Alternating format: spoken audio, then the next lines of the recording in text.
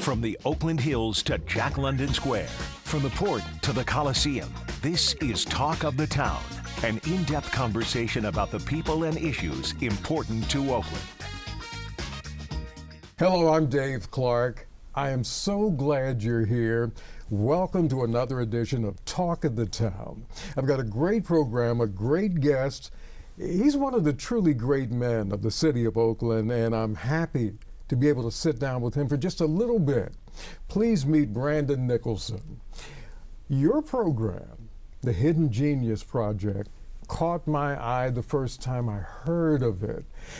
In a nutshell, first of all, thank you for being here. Thanks for having me. I appreciate it. Thank you for having the Hidden Genius Project. If you had to put in a nutshell what it is, what is it? Sure. Well, you know, we always start with our mission, and we always make sure all of our geniuses have it memorized. Yeah. But it's to train and mentor Black male youth in technology creation, entrepreneurship, and leadership skills to transform their lives and communities. Since 2012, we've been working intensively with Black boys and young men in high school, a cohort-based model in our intensive immersion program, where they spend about 15 months and 800 hours with us to learn the fundamentals of computer science, business and entrepreneurship, and leadership, all centered hopefully on their own interests and passions, but allowing them to build a rich peer network, sense of commitment and belief in themselves, and then also a commitment to serving their communities in various ways, while also transforming their own circumstances. And we've been doing it starting in Oakland, since 2012, again with first cohort of 5 young people, and now this year we've got 4 cities already up and running, and 2 more along the way. Which cities are you talking about? Oakland, Richmond, Los Angeles, Detroit, Michigan, Chicago, Illinois, Atlanta, Georgia. So, bravo, man. Yeah, that's incredible. No, it's been a great run, and then ultimately we're here to inspire and encourage our young people, elevate their potential as leaders, and help them get to where they want to go. So a lot of people associate us with technology and talk about us transforming opportunities or pathways to Silicon Valley and things like that. But honestly, that's more of a byproduct, and if it happens at all, if we have an entire cohort of young people who want to be chefs or plumbers and that's their dream, then that's what we're here to support them to do. What we really want to do is make sure they can get as much exposure as possible, understand the opportunities that are available to them, stay ready, so to speak, so they don't have to get ready, and then in the best scenarios, then certainly leverage the skills they acquire to help them be better plumbers or chefs or whatever it is. And technology is in and around everything we do, and so there's always opportunities to build on that and also to be entrepreneurial in the process. And that is so great to hear. Let me just throw in real quick. I love what I do, being on television, right, but I was also a licensed plumber. Nice. I was a 16-year-old journeyman plumber in Philadelphia many years ago. Wow. So I'm all for those skills. But I tell people about the Hidden Genius Project all the time. How does a young man get into that? Right. Well, thank you for spreading the word. Yeah, I do. They get into it any number of ways. We've got a host of phenomenal partners we've been working with for years, and then some new partners, especially when we're getting into new communities. But word of mouth is critical. So much of what we do centers on not just our young people, but our young people in that intensive, who then turn into alumni. Yes. Those alumni go on to then facilitate additional programming in the community, be it single events known as our Catalyst programs, or a series of events and program series known as our community partnership programs, where we're actually collaborating with local organizations that will then allow our alumni to facilitate programming at their sites. So you look at East Oakland Youth Development Center or West Oakland Youth Center, IBALC, different organizations we have partnerships with, where our alumni will actually effectively be resident educators there, 2 times a week for 6 weeks, or sometimes even year round. So, we have different ways to get our tentacles into the community and then people get to know who our young people are, right? And that's the best marketing of all, right? That's them being kind of the proof of concept. And so, people will refer young people. We even, at this time right now, we're sending both our alumni and also some of our staff out in the community to make presentations to invite the next wave of young people in the community to apply to our next cohorts. And, there's always going to be, family members and, faith-based, leaders and, school leaders and educators and the whole thing who are always telling our young people about us. And that's really our ultimate goal. We started here, and so we've got some incredible traction in Oakland, certainly in Richmond as well. As we continue to build, we really always want every community to feel a sense of investment in what we do. We want them to feel like it's their program. And so that means that the work we do to connect young people to our program, to help people understand the opportunity, it's got to start, at the grassroots. And everybody's got to understand and believe in what we do. Well, talk about the young men, the ages of the young men. How young are they? How old are they? And if a parent, and I do hear from parents who say, well, you talk about that Hidden Genius project. How do I put in an application? What do I do? Sure. Well, certainly, we've got young men from all walks. We're very intentional, even as we serve Black boys and young men specifically. We're very intentional about trying to build heterogeneous cohorts, meaning we're going to have a mix of young people from, those who have two parents in the home, and they're going to be the second or third generation possibly to, attend higher or enroll in higher education, to, young people in foster care who may be doing any number of things for the first time in their family, and everyone in between. And so with that, they all have something they can learn from each other. A lot of times sometimes it's funders or people in the community or whatever it might be, kind of use a shorthand in the sense that they'll say, well, who are you serving? Hopefully you're not just serving all the guys that are going to make it anyway, right? And for me, just to be honest, I think and immediately respond, if a bunch of Black boys or young men who are going to make it anyway, just because, then make sure you can introduce them to me, because I've never met them, right? We all need support. I had incredible support and resources growing up, and yet nothing's a given. Can't take anything for granted, right? We all need a stronger network. And so you have young men really who have such esoteric interests, such varied interests and dreams and beliefs, and it's all about bringing them together. So really, if there's just a young person, who's identifying as a Black boy and young men, we're trying to create space for them to be at the front and center in the class photo, so to speak, right? In a safe space where they can make mistakes, try things on, annoy us, but not be penalized for it, right? Be given an opportunity to try again, excel, and then support others. And so when young people are thinking about coming to our program, or sometimes they're in middle school or younger, they may be able to find us at some of the partners that we work with around the city of Oakland and elsewhere. And so, again, I named a few different centers, and there's other places where we've been fortunate to work. And so sometimes they'll look up and realize that their children might be in the third grade and have been learning from Hidden Geniuses and just didn't know it. And then we have events we put on in the community, sometimes on our own. Every Computer Science Education Week in December, we have an annual event called Brothers Code on the Saturday of Computer Science Education Week. It'll be in 2023. It'll run on December 9th. That's a great opportunity for boys and young men of color in middle school and high school to come out and get exposure to the space and do hands-on workshops, connect with all our partners. And then for the folks who are entering our immersion, we're serving high school age young people. So usually age 14 to 17, or we sometimes meet them at 13. So you can apply as an 8th grader going into 9th grade. And so we always encourage families to apply online at our website. And of course, we actually leave our application open pretty much year round now. So, even if, whenever this airs and we miss a cycle, you can try and catch the next one, right? So, for that, we're just looking at young people who are willing to do it, try it on and hang in. It's a long time when you're 15 years old and you're giving up 15 months and 2 summers that are 7 weeks, Monday through Friday, 7 to 8 hours a day. Really? It can feel like a serious commitment, right?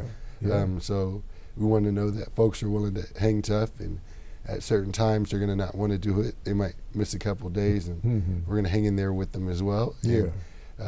But also, I would say, it's not just about the folks that are in the program or in session, as it were. It's very important for us to support our alumni. And as I mentioned, we have a number of alumni who work for us. Yeah. But also, we always live by the mantra, genius for life.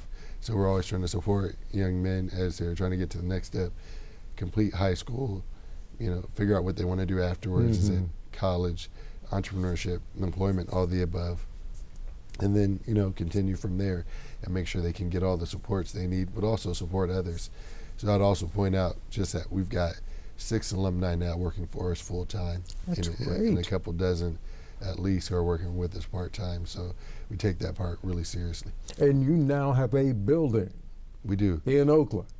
We do. It's our national headquarters in Oakland, site. Where's and headquarters. it at? In downtown Oakland at 1441 Franklin Street.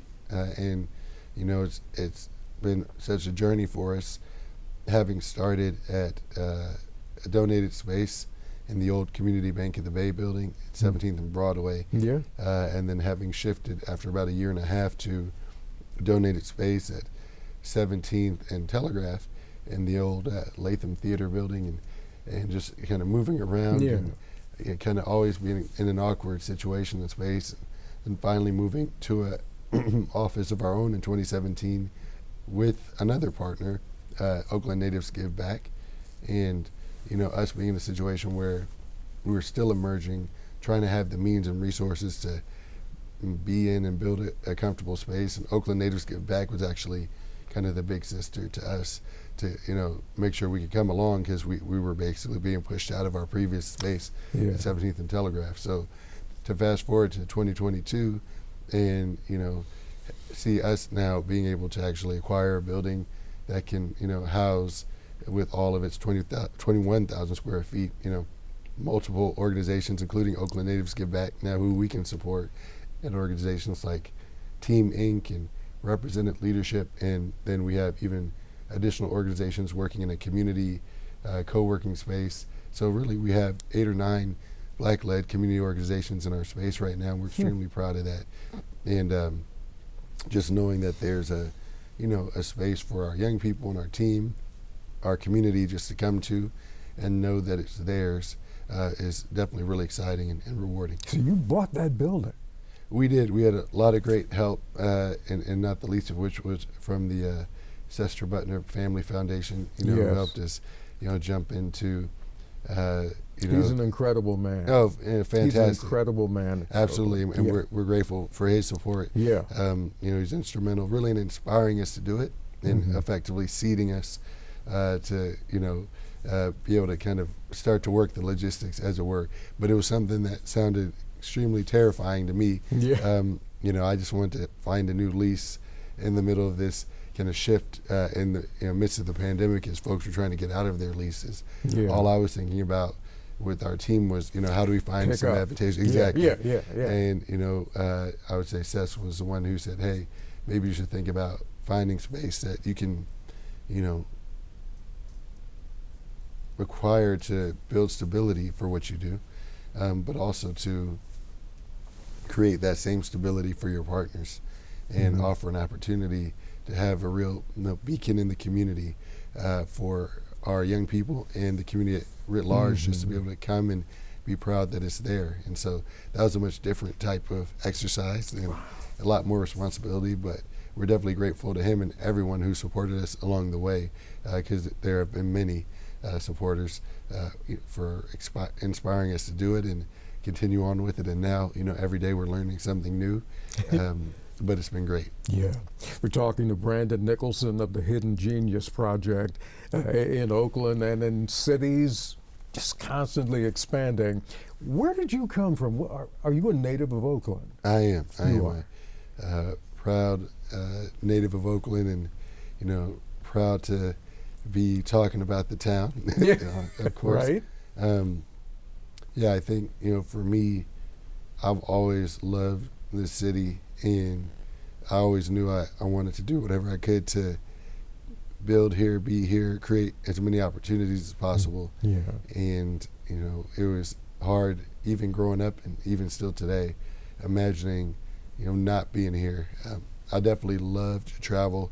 I love to see new places and meet new people. Yeah. There's nothing like the flight coming home, right when you land and, Yes. and get home after a great visit. And I think that's always been, my posture, my affect. And so I've done as much as I could, growing up in Oakland schools through 8th grade, and actually attended prep school in Marin County for high school.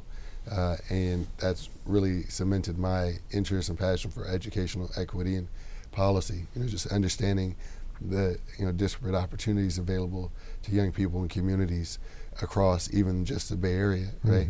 Mm-hmm. And from there I decided, okay, this is probably what I'll commit my life to, and studied public policy in undergraduate, and in graduate school studied educational policy.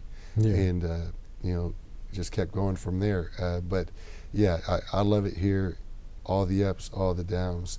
It's home for me, and it's an interesting phenomenon, because I think growing up, so many of us, when I say us, myself and Mm-hmm. my friends and just people in my generation, Mm-hmm. I think we probably took for granted that Oakland was expectation or a choice for us. What's been interesting, I think, in the last 10 to 15 years, right? Yeah. We've seen so much transition and shifting, and then you actually can't take it for granted that you can be here. Mm-hmm. And so I think then that shifted some of my awareness and consciousness around what opportunities can I help support, how can I be part of this ecosystem and make sure that as many of our community who want to be here and want to stay here can. So I definitely don't take it for granted, or don't take it lightly, now that I still get to be here in this town that I grew up in and love so much. I'm really proud of you. I'm really proud of you. Talk about the partnerships that you have. You have a variety of partnerships, business leaders who help you, and companies, and tell me about those.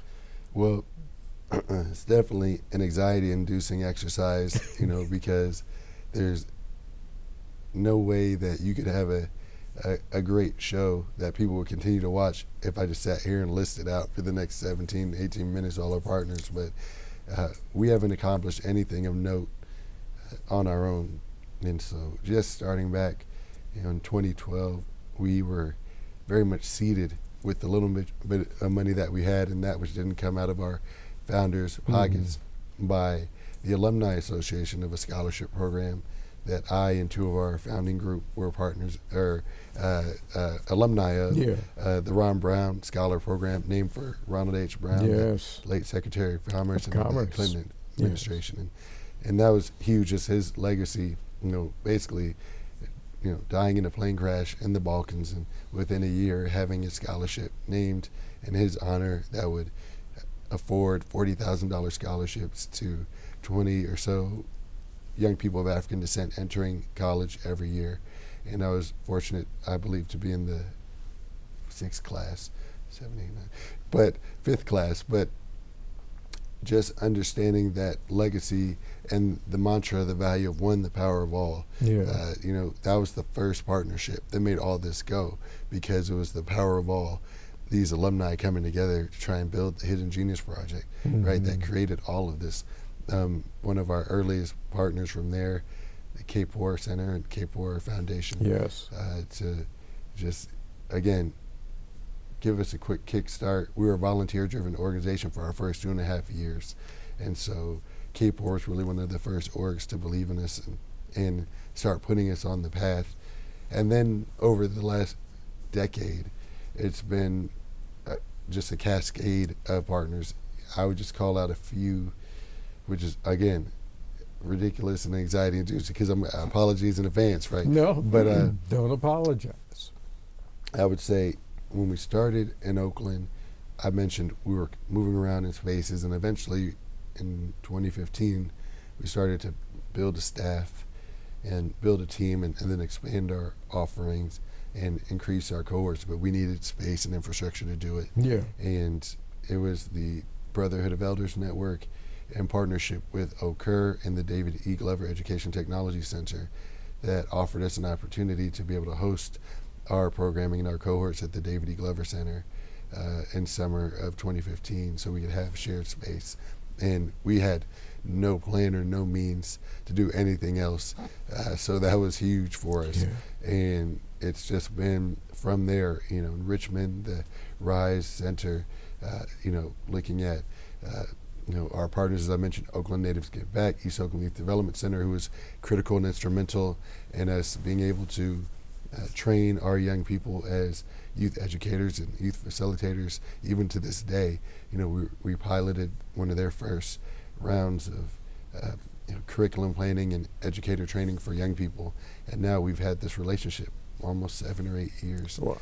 Which has been incredible. I would talk about certainly, of course, some of our corporate partners and funder partners.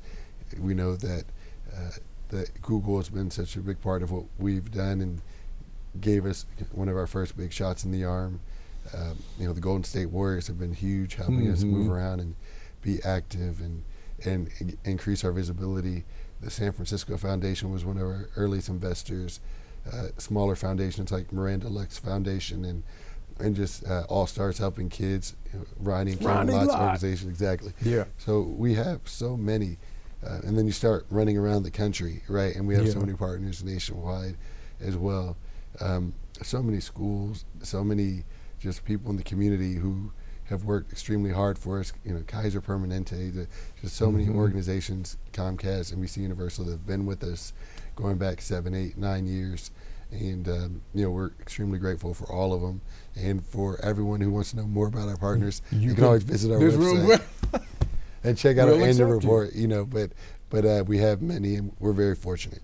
Paint a picture, if you can, of what the young men are doing in that building, in your building now, at the Hidden Genius. I just want to imagine what they're doing and explain to some people who don't know what coding is. Right. Sometimes I'd rather not think about what a bunch of adolescent boys are doing in our building right now, especially. Yeah. But I'm not there. But no, I think, we have, during the summer, as I mentioned, 7 weeks of intensive programming. During the school year, we have them all come together weekly and one Saturday a month. And during all of that time, they're effectively skipping around between learning the fundamentals of computer science, programming, coding as it were, design, sometimes game development. So we're always having them first anchor in who they are and what they want to do. Yeah. So they're building websites about themselves. They're building their very first calculators or, their very first games to help them understand basic and fundamental concepts around algorithms or order of instructions that make a process happen, right? And then from there, they're also thinking about how they can do so in a way that allows them to be entrepreneurial, whether that's starting a business or just understanding how to innovate, create, problem solve, and build even in structures where you may be an employee or you may be in school or whatever it might be. You can still be entrepreneurial. But that all is woven together around our third pillar of leadership. When you look at just what it means to be a young person in our community, what it means to identify as Black in our community, what it means to commit to trying to elevate not just ourselves but others in alignment with the concept of Ubuntu, or I am because we are, therefore we are because I am. And we see these all as symbiotic, as mutually supportive. It all works together. And then from there, we ask them to spend the latter part of their 15 months building their own capstone project, whether it's their own app or business model or whatever it might be. And we've seen some incredible projects. As you mentioned, we look at coding or programming, it's really just building the infrastructure to develop a software or some program or application that'll operate usually on our phone or the computer or website, what have you. And it's really just a set of instructions we're plugging in. They're referred to as languages, usually coding languages, and many of them might be somewhat distinct but follow very similar either syntax or order or kind of frameworks, as it were. And so a lot of times you can learn one language and that makes it easier to learn the next or what have you. But again, it's all different ways to try and get a machine to bang out a few instructions so you make something really cool happen on the back end. So, can the young men ever fail out of hidden genius? Excuse me. I would say there's probably a few young men who've tried. Oh, okay. But ultimately, your goal is to keep them. Well, no, we believe genius for life, and yeah. Excuse me. Each of us has our own journey, our own trajectory. Yeah. And if life were linear, then the Hidden Genius Project probably wouldn't need to exist. And so we've had young people who've started and left, started and hung around but not completed their capstone project, started and we don't know what to call it, but that we continue to reach out to them or have them come back. And you're still part of the family. Absolutely. And to this day, when we do the capstone project, we actually offer a closing stipend to complete that project. And it's a graduated scale. So if you complete it on time at the very end of your second summer, you get a certain amount. If you complete it the following week, it's $50 fewer. If you complete it the following week, it's $50 fewer. If you complete it the next week, it's $50 fewer. But from then on, it's the same amount, even if you do it 3 years, 4 years later. And so we've had young people who got through their 15 months, didn't finish their project, but since it's a requirement to train and be hired as an alumni youth educator, they came back maybe 3 years later and were like, hey, I'd love to get hired. I'd love to go with you all on one of your international trips. What do I need to do? And we say, you got to finish your project still. We'll still give you the stipend. And they've done it. So we know that in our society, in our spaces, the educational spaces tend to be far too punitive and lack a real sense of compassion and sense of support for our young people. We very much still believe in accountability as an act of love, to have expectations, to hold people accountable even to their own norms and standards that they build as a community. And yet we can do all that without having to, ship guys out or suspend them or what have you. So we're always here to keep that conversation going, and we've got a great team, including our support services team. And we have people in each site who are working specifically on what we call care management, making sure our young people have the support they need and they can get some of the things that might be in the way out of the way so they can be successful. As we start to wind down, what do you see down the line? 5 years, 10 years, 30 years, 200 years. Right. How big and how important, particularly in forming the lives of young black men, how big could this be? Or do you want it to be? Right. Well, I think ultimately we want to be in a position to rise to the occasion, answer the bell, and meet the needs of our communities, across the African diaspora. Starting, of course, with Oakland, and we think about California, then we think, of course, national, and we've been able to have the privilege of traveling to Johannesburg, South Africa, and London, England, and program with young people there and youth of color there, black children there, and have had our minds blown. So in reality, the sky's the limit. I think it's so critical for us to anchor our work in an assets-based framework, meaning looking at our young people for what they are and who they can be, not what they're not what the gaps are, not what the data, the data tell us is just not enough or compared to so-and-so. And that's important first, I think, for the obvious reason nobody wants to sit around and be talked about like something's wrong with them all the time. Yeah. It's really hard to get to what's right when we're stuck there. But secondly, when we think about our longevity, we hope that we're addressing evolving challenges, right? And not just having to address and solve the same ones. Mm-hmm. Like you said, if you're thinking 200 years out, I think we'd love for the Hidden Genius Project to be an entity, an organization, an institution that's driving what it means to elevate, honor, center, and inspire young people, and watch them continue to, take all the challenges that may arise head on, but that we're not stuck on the same one, but that we don't need that same challenge to exist in order for us to survive, so to speak, right? That we can be a leading organization and inspiring young people, black boys and young men and others, but especially those of the African diaspora, to be their best, to innovate, to be able to have access to the resources and networks to bring all that to bear, because it's all there. We see it every day in our society. We see young people, especially now with the advent of social media,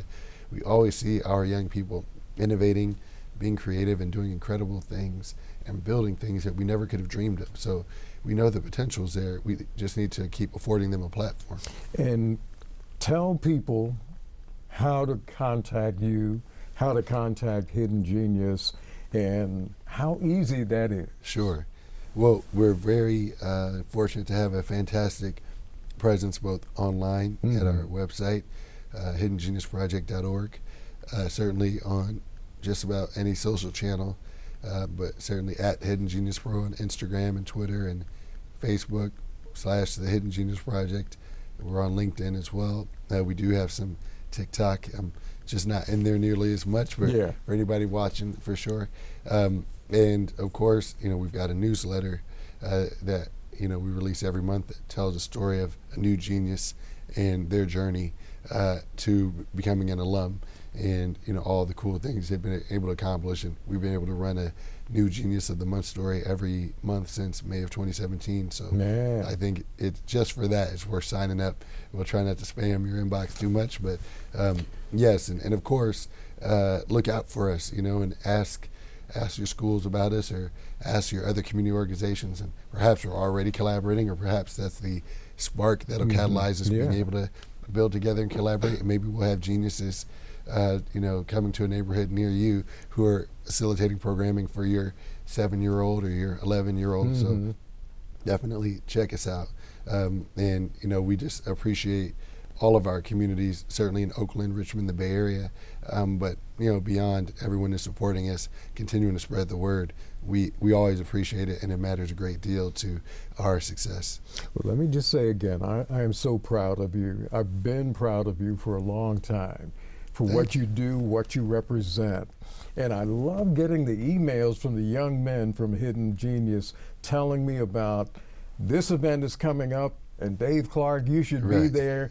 And my schedule's been wild. I haven't been able to do everything I wanted to do, but I plan to. No, and I want to see your new building. You got to come check it out for sure. And I'll certainly say, you've been a tremendous support for us, and we're proud of you as well. Thank you for being out there for us and setting that example. So. Thank you. Brandon Nicholson, the Hidden Genius Project. Thank you for being here. Thank you for spreading the word of Hidden Genius. And I'll just congratulate you on credit for even greater things. Thank you. And the best to you and your family. Absolutely, likewise. Same for yours. Thank you. Thank you. And I thank you for joining us. We'll see you next time on Talk at the Town.